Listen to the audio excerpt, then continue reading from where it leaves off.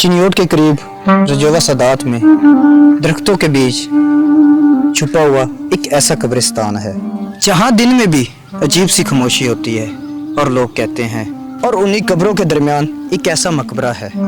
इन्हीं कब्रों के दरमियान मौजूद है पीर सैयद उमर शाह का मकबरा, एक ऐसी जगह जो तकरीबन 400 से 500 साल पुरानी तारीख अपने अंदर समोए हुए है। चारों तरफ पुराने दरख्त जिनके छांव में ये कब्रिस्तान छुपा हुआ है।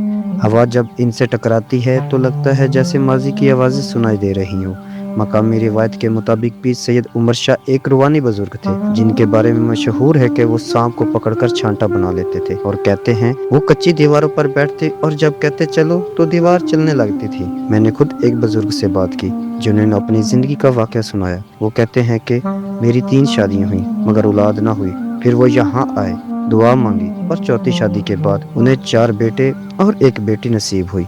ये यकीन आज भी इस जगह को जिंदा रखे हुए है।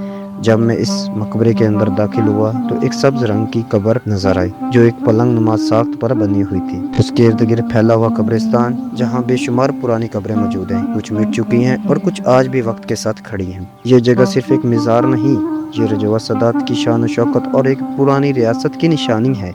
जब ना चिन्योट था ना फैसलाबाद, ये इलाका एक अलग पहचान रखता था।